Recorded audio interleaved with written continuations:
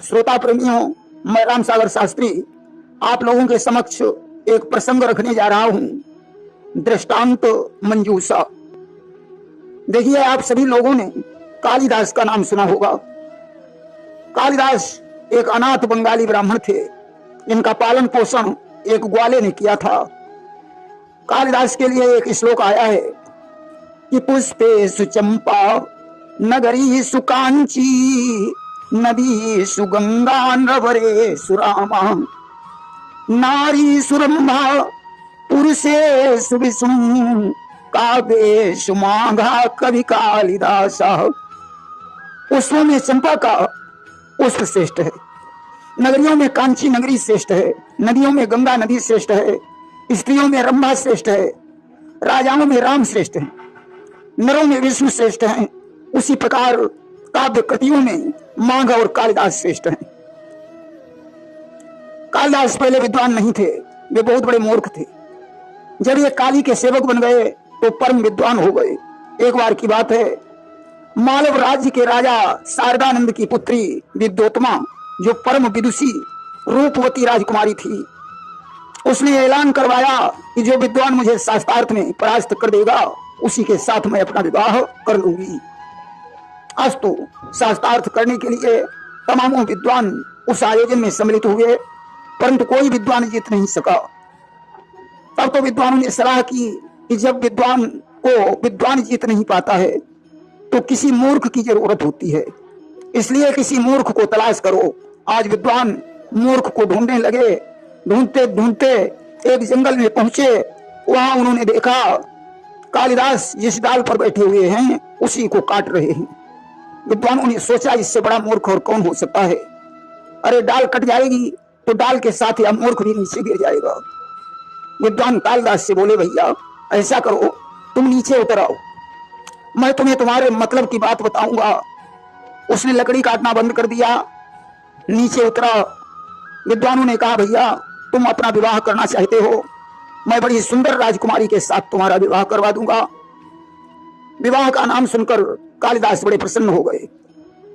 विद्वानों ने कालिदास का साज श्रृंगार बनाया, पीतांबरी वेश, गले में माला, मस्तक पर त्रिपुंड लगाया और कहा, भैया वहां पर तुम बिल्कुल बोलना नहीं, हम विद्योत्मा के साथ तुम्हारा मौन शास्त्रार्थ कराएंगे।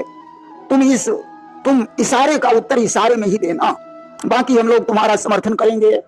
इस प्रकार कालिदास को समझाकर विद्योत्मा की सभा में पहुंचे और बोले, ये हमारे गुरुजी हैं जो परम विद्वान हैं, इन्होंने मौन व्रत लिया है, अतः आप इनके साथ मौन शास्त्रार्थ कर सकती हैं। विद्योत्मा ने कहा, कोई बात नहीं, हम मौन शास्त्रार्थ भी करना जानते हैं।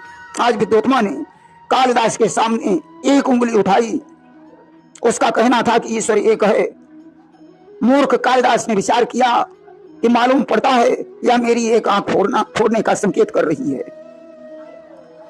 कालिदास ने दो उंगलियां उठाई, मन में विचार किया, तुम मेरी एक आंख फोड़ोगी, मैं तुम्हारी दोनों आंखें फोड़ दूंगा। विद्योत्मा ने विद्वानों से कहा, यह कैसा उत्तर। विद्वानों ने कहा, राजकुमारी उत्तर बिल्कुल सत्य है। आपने एक उंगली उठाकर यह जाहिर किया कि ईश्वर एक है। हमारे पंडित जी कहते हैं कि ईश्वर एक है, परंतु आत्मा और परमात्मा मिलकर दो होते हैं। विद्योत्मा ने इस बात को स्वीकार कर लिया। अब उसने 5 उंगलियां उठाकर यह संकेत किया कि तत्व 5 हैं, छित, जल, पावक, गगन और समीर। कालिदास ने समझा, यह मेरे मुंह पर तमाचा मारने का संकेत कर रही है। अब उन्होंने 5 उंगलियों की मुट्ठी बांधकर अपना मुक्का उठाया, मन में विचार किया, तुम मेरे मुंह पर तमाचा मारोगी तो मैं भी कमजोर नहीं हूं, मैं तुम्हारी पीठ पर बड़ी जोर से घूंसा मारूंगा, तुम्हें भी पता चल जाएगा कि किसी से पाला पड़ा था। विद्योत्मा ने कहा, यह उत्तर मेरी समझ में नहीं आया। विद्वानों ने कहा, मैं तुम्हें समझाता हूं। आपने 5 उंगलियां उठाकर यह जाहिर किया कि तत्व 5 हैं। हमारे पंडित जी कहते हैं कि जब 5 तत्व एक में मिल जाते हैं तब सृष्टि की रचना होती है। विद्योत्मा ने उत्तर को स्वीकार कर लिया। अस्तु, विद्योत्मा के साथ कालिदास का विवाह हो गया। रात्रि काल में कालिदास और विद्योत्मा शयन कक्ष में शयन कर रहे थे। उस समय पड़ोस में एक ऊंट बलबलाने लगा। विद्योत्मा ने कालिदास से पूछा, अयम कह वदति, यह कौन बोल रहा है। अब भला कालिदास संस्कृत बोलना क्या जाने। उन्होंने कहा, उट्र वदति, उट्र बोल रहा है। संस्कृत में शुद्ध शब्द होता है उष्ट्र। कालिदास ने जो ही उष्ट्र कहा, विद्वोत्मा समझ गई मेरे साथ धोखा हुआ है, या कोई विद्वान नहीं बल्कि मूर्ख है। उसने कहा, जा मूर्ख, तू इसी समय निकल जा और विद्वान बनकर ही मुझे अपना मुंह दिखाना। कालिदास वहां से चले गए और काली के मंदिर में पहुंचकर माता काली के सेवक बन गए। उन्होंने अपनी जीभ को काटकर काली के चरणों में चढ़ा दिया। माता प्रसन्न हो गई। उन्होंने प्रकट होकर कालिदास को दर्शन दिए, उनकी जिह्वा को जोड़ दिया और कालिदास से कहा, वरदान मांग लो। कालिदास ने कहा, हे मां, मुझे परम विद्वान बना दो। माता काली ने तथास्तु कह दिया। कालिदास परम विद्वान बनकर वापस लौटे। दरवाजा बंद देखकर उन्होंने विद्वोत्मा को आवाज लगाई, सुंदरी, अनावृत कपाट द्वारम देहि। हे सुंदरी, या जड़ा हुआ दरवाजा खोलो। विद्वोत्मा दौड़ कर आई। उसने अस्ति कश्चित भाग विशेषा कहकर कालिदास का स्वागत किया कि अब कोई विशेष वाणी वाला विद्वान आया है। कालिदास ने विद्वोत्मा के इस वाक्य के चारों पदों पर एक एक महाकाव्य की रचना की। अस्ति शब्द को लेकर इन्होंने कुमार संभवम महाकाव्य की रचना की, जिसमें शिव पार्वती विवाह तथा कार्तिकेय के जन्म का वर्णन है। इस महाकाव्य में 17 सर्ग हैं, जिसमें सबसे पहला श्लोक आता है, यस्युत्तरस्याम दिशि देवतात्मा हिमालयो नाम नागाधिराजा पूर्वा पर्वतो निधि बगाय स्थिता पृथिव्याम इव मानदंडा। कश्चिद शब्द को लेकर इन्होंने मेघदूत खंड काव्य की रचना की। इसमें यक्ष और इस यक्षिणी के विरह से भरी हुई कथा का वर्णन है, जिसमें पहला श्लोक आता है, कश्चिद कांता विरह गुरुणः स्वधिकारात् प्रमतः सापेनास्तगमित महिमा वर्ष भोगेन भरतु यश्चक्रे जनक तनया स्नान पुण्योदकेषु स्निग्ध छाया तरसु पस्थितं रामगिर्याश्रमेषु। इस प्रकार बाघ शब्द को लेकर इन्होंने रघुवंश महाकाव्य की रचना की, जिसमें महाराज रघु के संपूर्ण वंश का वर्णन है। इसमें 19 सर्ग हैं, जिसमें सबसे पहला श्लोक आता है, बाघ अर्था दिवसं प्रक्तौ बाघ अर्थ प्रतिपत्तये जगता पितरौ वंदे पार्वती परमेश्वरौ। इन्होंने विशेष शब्द को लेकर किसी महाकाव्य की रचना की। कालिदास राजा भोज के नवरत्नों में सर्वश्रेष्ठ थे। इन्होंने ग्रंथों में पढ़ा था कि भगवान ने राजा सत्यव्रत को प्रलय का दृश्य दिखाने के लिए एवं वेदों का उद्धार करने के लिए मत्स्य रूप धारण किया था। इसलिए यह रोज सरोवर में से एक मछली पकड़ कर लाते थे और घर लाकर उसकी पूजा करके सरोवर में छोड़ाते थे। एक दिन की बात है, कालिदास ने स्नान किया और अंजलि में जल भरकर भगवान का ध्यान करने लगे कि जो ध्यान लगाया ईश्वर का, मछली आ गई अंजलि में, अंबर से उसे लपेट लिया, काख में दबाया जल्दी में। जो ही भगवान का ध्यान किया, एक लंबी चौड़ी काली मछली उछलकर उनकी अंजलि में आ गई। कालिदास ने उसे जल्दी बल्दी कपड़े में लपेटा और बगल में दबाकर घर की तरफ भाग खड़े हुए। राजा के दूत इस दृश्य को दूर से देख रहे थे। उन्होंने दौड़कर राजा को सूचना दी, महाराज, कालिदास आज सरोवर से एक लंबी चौड़ी मछली पकड़ लाए हैं। राजा ने कहा, जाओ कालिदास को दरबार में ले आओ। बगल में मछली को दबाए हुए कालिदास राजा के दरबार में पहुंचे। मंत्री ने पूछा, कालिदास, कहो तुम्हारी बगल में क्या है? कालिदास ने कहा, पुस्तकम, यह किताब है। मंत्री ने कहा, किताब इतनी लंबी चौड़ी नहीं होती। कालिदास ने कहा, ये ताड़ के पत्तों पर लिखी हुई है, इसलिए इतनी लंबी चौड़ी है। मंत्री ने कहा, तो ये काली क्यों है? कालिदास बोले, ये काली स्याही से लिखी हुई है। मंत्री ने कहा, तो इसमें दुर्गंध क्यों आ रही है? कालिदास बोले, इसमें राम रावण के युद्ध का विवेचन है। युद्ध में जो निशाचर मरे थे उनकी दुर्गंध आ रही है। मंत्री ने कहा, ऐसे नहीं मानेंगे, पुस्तक को खोल कर दिखाना पड़ेगा। अब तो कालिदास को गुस्सा आ गया। वे कहने लगे कि हे दुष्टों, यदि विश्वास नहीं तो क्या प्रमाण दे सकता हूं। लो देखो, गौर करो छलियों, इसको मैं अभी पटकता हूं। अरे दुष्टों, तुम्हें विश्वास नहीं हो रहा है तो गौर से देखो। ऐसा कहकर कालिदास ने मछली को जमीन पर पटक दिया। मछली पन्ने पन्ने में बिखर गई। आज राजा को कालिदास पर पूर्ण विश्वास हो गया। सजनी, एक दिन की बात है, कालिदास किसी नगर को जा रहे थे। रास्ते में उन्हें प्यास लगी। उन्होंने देखा कुएं पर एक स्त्री पानी भर रही है। कालिदास उसके पास पहुंचे और बोले, पनिहारिणी करके आया आस, पानी जरा पिला मुझे, लग रही भारी प्यास। हे देवी, मुझे बड़ी जोर से प्यास लगी है, इसलिए मुझे थोड़ा पानी पिला दीजिए। पनिहारिणी ने कहा, मैं आपको जानती ही नहीं, आप कौन हैं? ऐसे कैसे पानी पिला दूं? कि आए हो किस ग्राम से, जाओगे किस ग्राम, आप कौन श्रीमान हैं, बतलाओ निज नाम। आप किस गांव से आए हैं, कहां को जा रहे हैं, तुम्हारा नाम क्या है?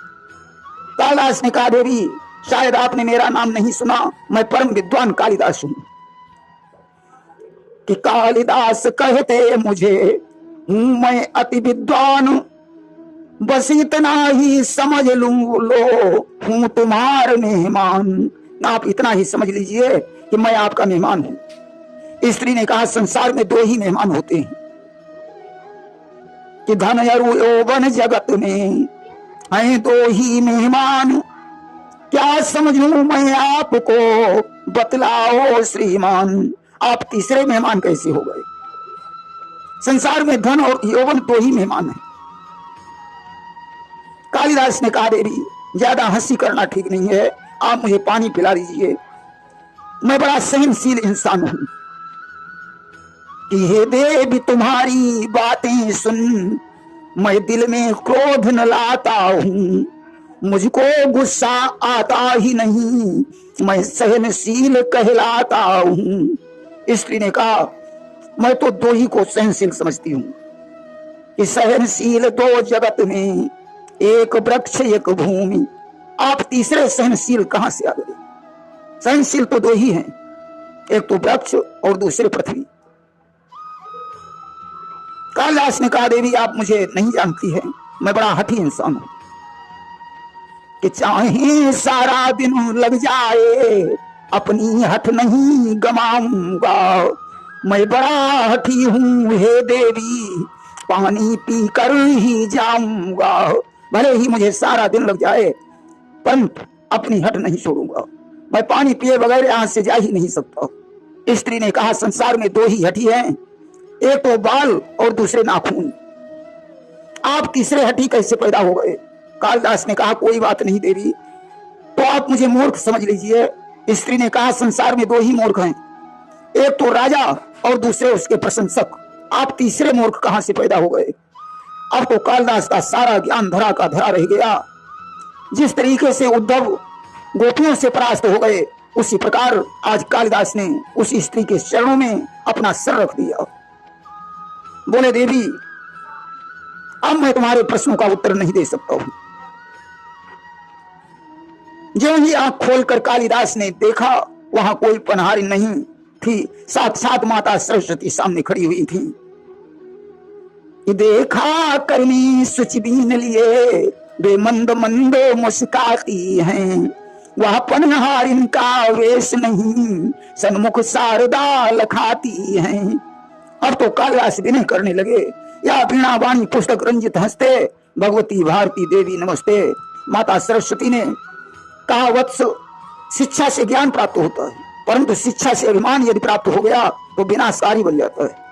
तुम्हें अपनी विद्वता पर घमंड हो गया कि मेरे समान कोई विद्वान नहीं है, इसलिए उस घमंड को तोड़ने के लिए आज मुझे पनिहारिन का रूप बनाना पड़ा। कभी अपने ज्ञान पर घमंड मत करना, तुम्हारा ज्ञान हमेशा बढ़ता रहेगा। ऐसा कहकर माता सरस्वती अंतर्ध्यान हो गई। देखिए, राजा भोज के दरबार में 1400 पंडित रहते थे। एक बार भोज ने पंडितों से कहा, जो मेरी रानी भानुमति का चित्र बना देगा उसे बहुत सा इनाम दिया जाएगा। कालिदास ने माता सरस्वती का ध्यान करके भानुमति का चित्र बनाया, कलम को कान पर रख लिया। अचानक कलम से एक स्याही की बूंद टपक कर चित्र की जंघा पर गिरी। कालिदास ने विचार किया, मालूम पड़ता है चित्र बिगड़ गया, परंतु सरस्वती माता का ध्यान करके उन्होंने वैसा ही चित्र भोज को दे दिया। रानी की जंघा पर तिल था। भोज को लगा इतनी छोटी सी बात को कालिदास कैसे जानता है, मालूम पड़ता है हमारी रानी से इसका कोई अवैध संबंध है। जल्लादों को बुलाकर कहा कालिदास को जंगल में ले जाकर कत्ल कर दो। जल्लाद जंगल में ले गए, उन्हें कालिदास पर दया आई, उन्होंने उसे छोड़ दिया और एक हिरण को मारकर खून से डूबी हुई तलवार दिखाकर राजा से कहा कालिदास मारा गया। राजा बड़ा प्रसन्न हुआ। कालिदास वहां से भागकर अपने वैश्य मित्र के यहाँ रहने लगे। इधर भोज एक दिन शिकार खेलने गया। अचानक उसने देखा एक शेर भालू का पीछा कर रहा है। राजा पेड़ पर चढ़ गया, भालू भी चढ़ने लगा। राजा डर गया। भालू ने कहा हे मनुष्य, मैं तुम्हें मारूंगा नहीं, मेरे पीछे शेर पड़ा है, मैं खुद अपनी जान बचा रहा हूं। भालू ने राजा को अपनी गोद में ले लिया। शेर ने कहा हे भालू, इस मनुष्य को नीचे डाल दे, मैं इसे खाकर अपनी भूख शांत कर लूंगा। भालू ने कहा नहीं, यह मनुष्य मेरा मित्र है। इसके बाद भालू ने राजा से कहा हे मनुष्य, अब मैं सोना चाहता हूं। राजा के घुटनों पर सर रखकर भालू सोने का नाटक करने लगा। शेर ने भोज से कहा हे मनुष्य, इस मनुष्य को नीचे डाल दे, इस भालू को नीचे गिरा दे, इसे खाकर मैं यहां से चला जाऊंगा, तुम भी अपने घर चले जाना। राजा ने भालू को गिराने की कोशिश की। भालू उठकर बैठ गया। उसने कहा हे मनुष्य, तुमने मेरे साथ धोखा किया है, अब मैं तुम्हें श्राप देता हूं, तुम पागल हो जाओगे। तुम्हें 4 शब्द याद रह जाएंगे, श्वास से मीरा। जब कोई इन शब्दों का अर्थ बता देगा तब तुम ठीक हो जाओगे। राजा भोज पागल बनकर श्वास से मीरा कहते हुए घर पहुंचे। अब तो चारों तरफ खबर फैल गई, राजा भोज पागल हो गए हैं। वैद्य हकीम विद्वान कोई भी उन्हें ठीक नहीं कर पाया। कालिदास को पता चला। वे वैश्य की बहू का रूप धारण करके भोज के दरबार में पहुंचे और उन्होंने श्वास से मीरा का अर्थ समझाया। राजा ठीक हो गया। भोज समझ गया या कालिदास के अलावा और कोई नहीं हो सकता है। घूंघट को हटा दिया। कालिदास को देखकर पहचान कर हृदय से लगा लिया। राजा रोने लगा, अपनी गलती की क्षमा मांगी। कालिदास ने राजा को क्षमा कर दिया। प्रेम से बोलिए वृंदावन बिहारी लाल की जय।